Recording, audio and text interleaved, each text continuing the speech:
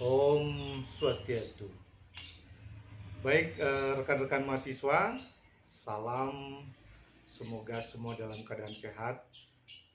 Kita bertemu lagi pada materi yang kedua ini dari mata kuliah Sosiologi Agama, materi kuliah Sosiologi Agama. Yang sebelumnya pada materi yang pertama atau konten pertama Bapak sudah menjelaskan sedikit tentang apa itu pengertian dari sosiologi, termasuk sosiologi agama. Kemudian siapa saja tokoh-tokoh yang yang ada pada ilmu sosiologi, termasuk sosiologi agama. Dan kemudian juga ada penjelasan terkait dengan 4 elemen penting dalam sosiologi agama. Jadi sebagai pengingat, mungkin Bapak sebutkan lagi 4 elemen penting ini yang perlu dipahami. Yang pertama adalah tentang tingkah laku. Yang dikaji adalah tingkah laku dalam karakter sosial masyarakat. Ya. Kemudian yang kedua, tingkah laku yang dipelajari bersifat terstruktur. Kemudian yang ketiga, penjelasan sosiologi bersifat analitis, ya, artinya berdasarkan metodologi penelitian. Dan yang berikutnya, yang keempat, penjelasan sosiologi itu bersifat sistematis, artinya mengikuti aturan ilmiah dan bisa dipertanggungjawabkan. Nah, pada pertemuan kali ini, ya, termasuk juga sebelumnya telah Bapak sampaikan beberapa tokoh-tokoh, ya, yang menjadi tokoh dalam ilmu sosiologi, seperti misalnya ada E.B. Taylor, ya, atau Edward B. Taylor, kemudian Herbert Spencer, kemudian juga ada Emil Durkheim, kemudian Max Weber, dan sebagainya. Nah, pada pertemuan yang kedua ini, khususnya pada materi sosiologi agama yang kedua ini, Bapak akan mencoba menjelaskan lebih lanjut terkait dengan objek pendekatan sosiologi agama. Jadi apa saja yang menjadi objek pendekatan atau yang akan Anda pelajari atau apa yang akan Anda dapatkan dalam sosiologi agama selama 1 semester ini. Yang pertama Bapak sampaikan, objek pendekatan dari sosiologi agama yang pertama adalah objek materialnya. Objek material dari sosiologi agama adalah masyarakat agama itu sendiri. Ya. Jadi ada objek material dan ada objek formal. Objek materialnya adalah masyarakat agama itu sendiri. Ya. Di mana masyarakat agama adalah suatu persekutuan, ya, persekutuan hidup, ya, yang unsur konstitutif utamanya adalah agama atau nilai-nilai keagamaan. Ya. Nah, itu objek materialnya. Kemudian yang akan kita pelajari, ya, terkait dengan objek formal atau pendekatan-pendekatan dalam sosiologi agama, yaitu sejauh mana nilai-nilai agama, ya, mempengaruhi dan memainkan peranannya dalam masyarakat. Masyarakat Indonesia, ya, di mana setiap manusia, orang-orang atau masyarakat dari penduduk negara Kesatuan Republik Indonesia, ya, hak untuk kemudian mendapatkan perlindungan dalam kehidupan beragama itu sudah jelas diatur dalam Undang-Undang Dasar 1945. Nah, kemudian apa yang mempengaruhi serta bagaimana peranan masyarakat dalam kehidupan beragama, kemudian keberlangsungan hingga menjadi peran penting dalam pembangunan masyarakat khususnya di Indonesia, itu akan kita pelajari dalam atau sebagai objek formal dalam sosiologi agama ini. Nah, berikutnya tentang objek dari sosiologi agama, ya, seperti penjelasan Bapak tadi, objek materialnya adalah masyarakat agama itu sendiri. Ya, objek materialnya sekali lagi adalah masyarakat agama itu sendiri, di mana masyarakat agama, ya, terdiri dari komponen-komponen konstitutif, kemudian kelompok-kelompok keagamaan, kemudian institusi-institusi religius yang memiliki ciri pola tingkah laku sendiri, ya, menurut norma dan aturan yang ditentukan oleh agama mereka masing-masing.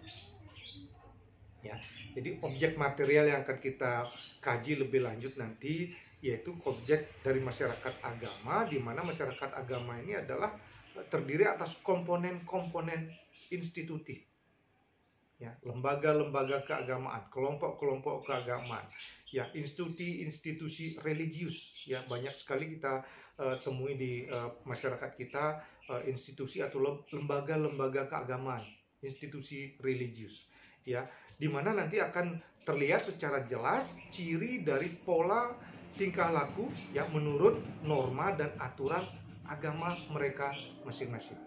Ya. Kemudian yang menjadi perhatian dan fokus kita yaitu terhadap struktur dan fungsinya, kemudian pengaruh terhadap masyarakat secara umum, ya, dan kemudian stratifikasi sosial, ya. Nanti kita akan bicarakan terkait dengan bagaimana kesadaran, kemudian kohesi kelompok, ya, dan juga perubahan-perubahan sosial keagamaan.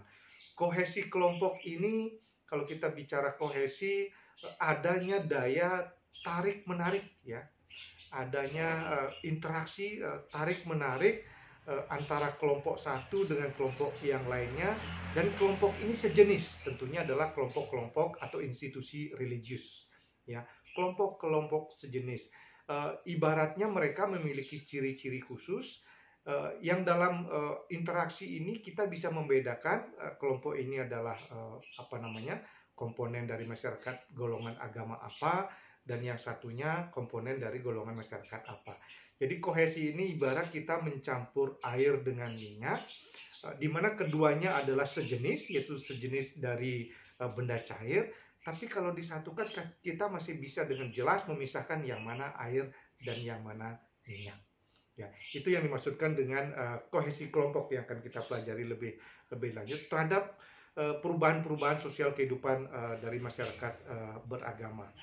Nah, kemudian dalam pendekatan dari ilmu sosiologi agama, ya, karena kita mempelajari masyarakat agama, pendekatannya tentu secara empirik, secara nyata, ya, atau juga disebut dengan empiris sosiologis, ya. Jadi sosiologi agama mempelajari masyarakat agama dengan pendekatan empiris sosiologis. Baik rekan-rekan mahasiswa, pendekatan ini kalau lebih lanjut Bapak ingin sampaikan, kita dalam ilmu sosiologi, khususnya di sosiologi agama, yang hendak dicari dalam fenomena agama adalah dimensi dari sosiologisnya, ya, yang kita akan temukan atau yang kita cari dalam fenomena agama adalah dimensi sosiologisnya. Inilah makanya kenapa disebut dengan sosiologi agama ini sebagai objek formal dari sosiologi agama. Kita akan mempelajari tentang dimensi-dimensi itu. Kalau boleh Bapak sampaikan sebagai contoh, misalnya seberapa jauh unsur kepercayaan mempengaruhi pembentukan dari kepribadian individu atau pemeluk agama. Kepercayaan yang diyakini seberapa memberikan pengaruh, ya, terhadap pembentukan pribadi, ya, dari pemeluknya.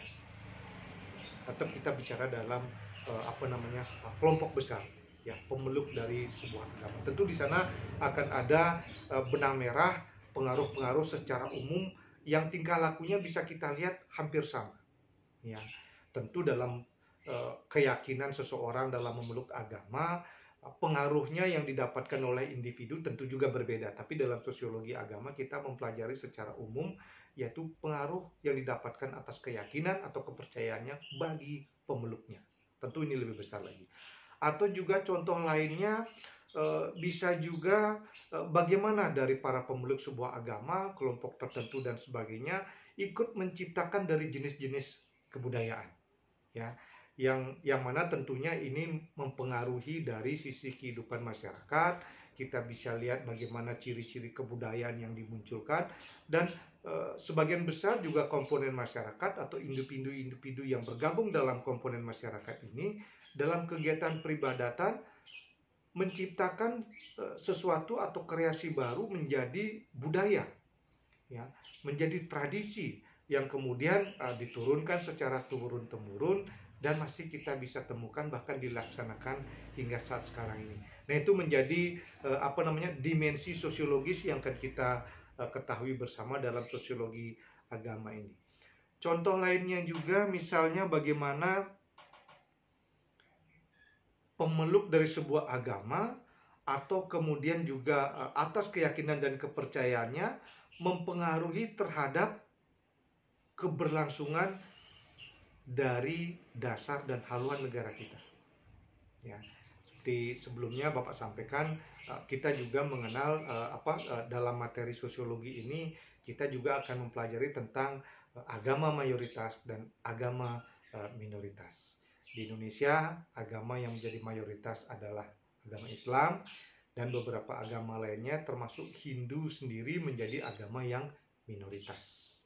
Tapi kalau kita berbicara agama Hindu yang ada di Bali, Hindu menjadi agama mayoritas. Dan ada agama-agama lainnya sebagai agama minoritas. Ya, akan terus seperti itu. Kemudian juga contoh lainnya bagaimana pengaruh kepercayaan ini kemudian berpengaruh terhadap kegiatan maupun organisasi sosial, ya, yang ditumbuhkan, kemudian bagaimana proses yang terjadi di dalamnya dalam organisasi sosial, kemudian perubahan sosial, ya, fanatisme dan sebagainya. Ini adalah pendekatan sosial yang akan kita ketahui dalam sosiologi agama. Nah, kemudian Bapak akan lanjutkan terkait dengan metode dalam sosiologi agama. Ya, metode dalam sosiologi agama, ya, di dalam penelitian yang dilakukan, sosiologi agama itu tidak berbeda dengan ilmu lainnya atau ilmu sosiologi umum, yaitu mempergunakan metode penelitian seperti observasi, ya, pengamatan secara langsung, kemudian juga dengan interview, ya, dengan narasumber, melakukan wawancara, atau juga bisa dengan angket. Jadi pengamatan yang dibuat, ya, analisa yang kemudian nanti akan dijelaskan dalam pengamatan sosial itu berdasarkan pengamatan langsung atau observasi, ya, dengan menghadirkan beberapa narasumber untuk mendapatkan pendapat serta argumentasi yang diperlukan sesuai dengan apa yang akan diamati, termasuk juga bisa dengan mempergunakan angket atau format angket di mana sudah tersusun pertanyaan-pertanyaan yang oleh rekan-rekan mahasiswa pada saat penelitian menjadi panduan untuk kemudian secara teratur dari angket tersebut mendapatkan atau tercapai tujuan dari penelitian itu. Ataupun juga bisa berkembang pada saat melakukan penelitian secara observasi dengan panduan berupa daftar pertanyaan yang nantinya pertanyaan akan bersambung lagi sesuai dengan apa yang dimunculkan atas pendapat dari narasumber atau tokoh-tokoh yang dimintakan pendapatnya. Jadi jelas sekali dalam penelitian sosiologi ini dilakukan secara pengamatan langsung atau observasi. Jadi seluruh dari proses pengumpulan data dalam sosiologi agama, apakah itu bersifat kualitatif ataupun kuantitatif, itu mengikuti teknik yang dipakai dalam ilmu sosiologi umum.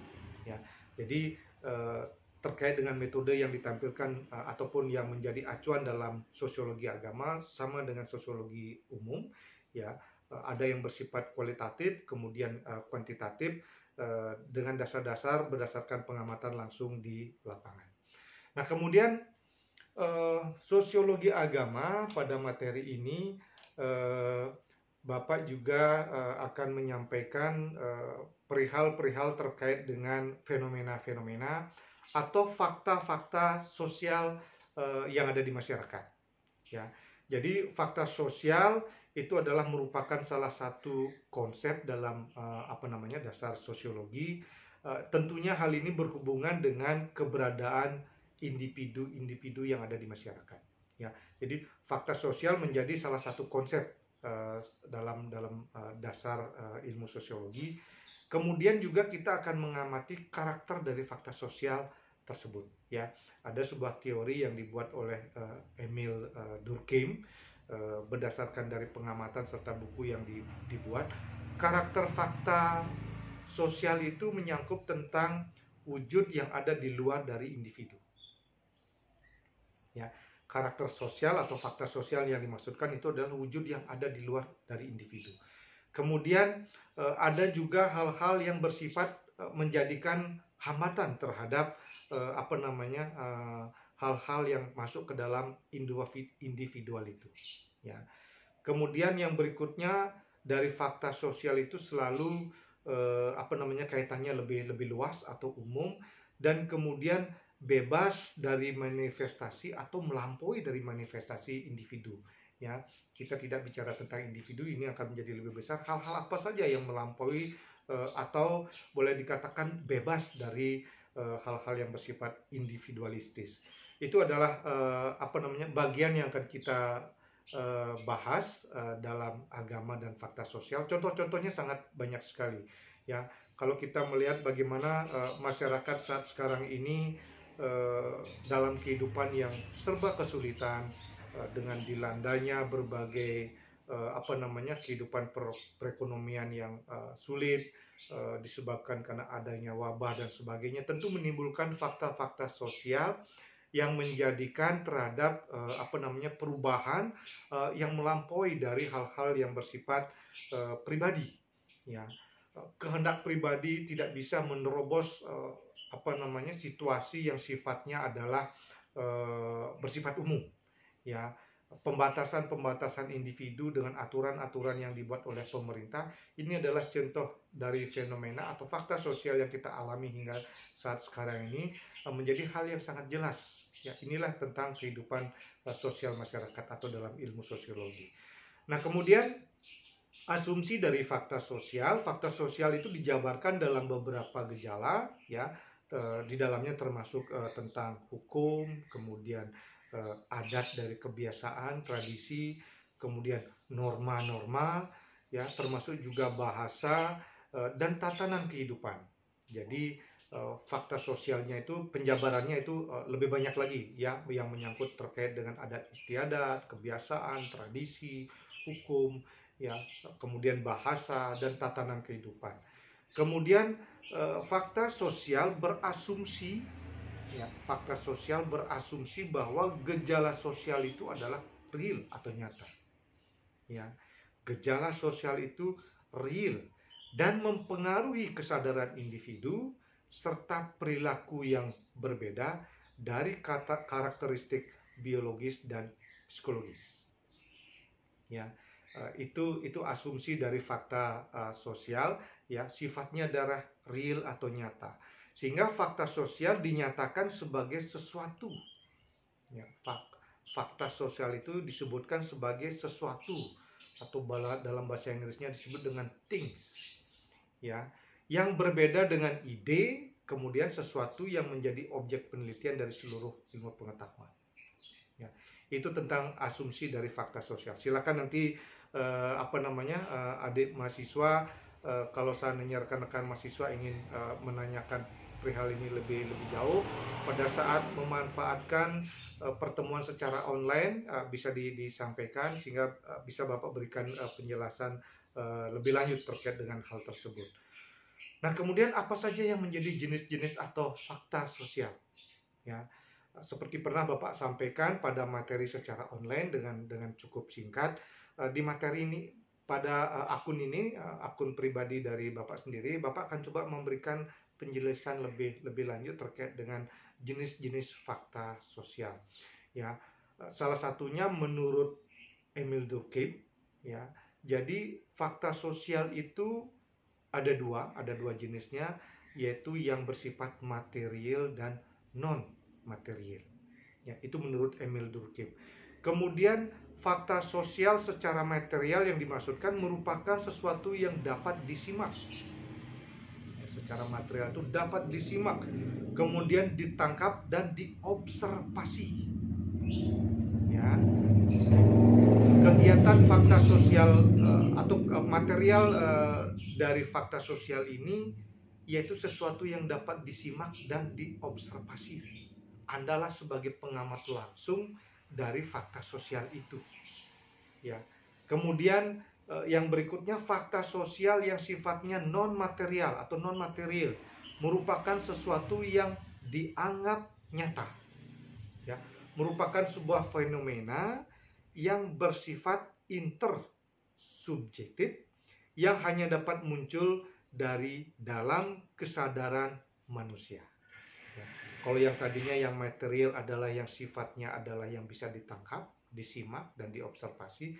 Yang non material itu bersifat intersubjektif yang hanya dapat muncul, ya, Bapak pertegas ini, yang hanya dapat muncul dari dalam kesadaran manusia. Contohnya adalah ego atau egoisme. Ya, ini adalah sesuatu yang muncul dari ide atau opini-opini.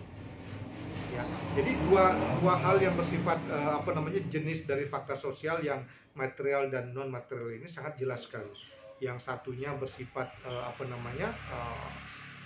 sesuatu yang bisa disimak, objektif, dan bisa diobservasi, itulah empiris. Kemudian yang satunya adalah non material, itu imajinatif, yang muncul dari ide, ya, atau dari manusia, itu disebut dengan adanya egoisme. Kemudian yang berikutnya, selain itu, selain jenis-jenis dari fakta sosial, ada juga beberapa tipe dari fakta sosial. Ya, fakta sosial tipenya juga ada dua, yaitu yang terstruktur sosial dan satunya adalah pranata sosial. Bapak akan jelaskan dan bacakan sedikit yang dimaksudkan struktur dari sosial, ya, atau struktur sosial adalah jaringan hubungan sosial di mana interaksi sosial berproses dan menjadi terorganisir. Ya, jadi tipenya adalah tipe yang terstruktur. Ya, yang dimaksudkan tersebut adalah jaringan hubungan sosial ini di mana interaksi sosial itu berproses dan menjadi terorganisir. Itu terstruktur. Ya. Kemudian hal inilah yang kemudian bisa kita dengan jelas bisa membedakan dari yang mana sifatnya atau berposisi pada individu dan mana yang berkelompok. Ya. Kemudian yang tipe yang berikutnya yaitu pranata sosial. Pranata sosial adalah antar hubungan norma-norma, nilai-nilai yang mengitari aktivitas manusia. Ya, sekali lagi, pranata sosial adalah antar hubungan norma-norma, ya, dan nilai-nilai yang mengitari aktivitas manusia. Ya, contohnya ada norma-norma dalam keluarga. Ya, bagaimana sebuah keluarga, karena ini juga sudah menjadi sebuah komponen masyarakat terkecil, keluarga. Di sana ada norma, etika, aturan, ya, bagaimana perilaku seorang anak kepada orang tua, kemudian apa yang diajarkan orang tua kepada anak-anak dalam membina hubungan keluarga yang baik, atau yang lebih besar dari keluarga misalnya masyarakat, ya, atau juga bagaimana yang lebih besar lagi selain masyarakat, misalkan pemerintahan atau komunitas dunia pendidikan, dunia kelompok keagamaan dan sebagainya. Jadi pranata sosial itu akan kita melihat antar hubungan dari nilai-nilai yang ada yang mengitari dari individu-individu dalam kelompok masyarakat. Nah, itu terkait dengan tipe-tipe dari fakta sosial.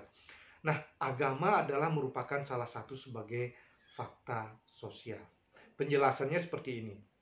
Ya. Kenapa agama sebagai fakta sosial? Karena agama bersifat eksternal terhadap dari individu. Ya, dari cara berpikir, kemudian perasaan yang dimunculkan, kemudian cara bertindak dan sebagainya, itu berpengaruh dari keyakinan agama yang dianut oleh individu atau dianut oleh pemeluknya, sehingga ini merupakan atau agama itu sendiri adalah fakta sosial. Kemudian bahkan agama menjadi tuntunan atau memaksa individu yang dituntun sesuai dengan norma-norma ataupun nilai-nilai yang ada dalam agama yang dianut, ya. Kemudian sifatnya adalah secara umum dan kolektif. Itu makanya agama menjadi bagian yang disebut dengan sebagai fakta sosial. Nah, kemudian terkait dengan bagaimana agama atau sosiologi agama itu sebagai ilmu pengetahuan, sudah Bapak jelaskan di awal, ya, di mana agama dengan metodologinya, kemudian kajiannya, kemudian pertanggungjawaban dari hasil-hasil penelitian di lapangan itu mengikuti dari kajian-kajian metodologi penelitian secara umum ataupun ilmu-ilmu umum yang lainnya. Dan biasanya masalah-masalah yang diamati atau yang menjadi pengamatan dalam sosiologi maupun sosiologi agama adalah masalah-masalah yang bisa dikatakan masalah yang biasa, yang munculnya berulang-ulang, atau juga masalah yang menjadi sebuah fenomena yang kalau misalkan ini digabung kemudian dicatat dan diklasifikasikan, semua bisa dijadikan sebagai sebuah analisis yang kemudian muncul menjadi deskripsi tentang kehidupan masyarakat beragama. Jadi semuanya berdasarkan pengamatan langsung yang ada terhadap kehidupan masyarakat beragama. Nah, tentang bagaimana teorinya, kemudian bagaimana teknis penelitian, termasuk bagaimana cara pengungkapannya itu tidak berbeda dengan ilmu sosial yang lainnya. Baik rekan-rekan mahasiswa, khususnya mahasiswa Bapak yang mengambil mata kuliah sosiologi agama, pada materi yang kedua tentang sosiologi agama, sekiranya demikian dulu yang bisa Bapak paparkan, yang Bapak bisa sampaikan. Semoga Anda bisa pelajari dengan baik, tentunya tidak terbatas dari apa yang Bapak jelaskan, dan harapannya agar Anda bisa memahami dengan baik terkait dengan selama satu semester ini apa yang akan menjadi materi yang akan dapatkan di sosiologi agama ini. Oleh karena itu, Bapak ucapkan terima kasih Anda sudah mencari link ini untuk kemudian menjadi bahan materi dalam mata kuliah sosiologi agama. Kita akan berjumpa lagi pada materi berikutnya, semoga bermanfaat, dan Bapak tutup dengan pramusanti. Om Santi Santi Santi Om, matur suksema.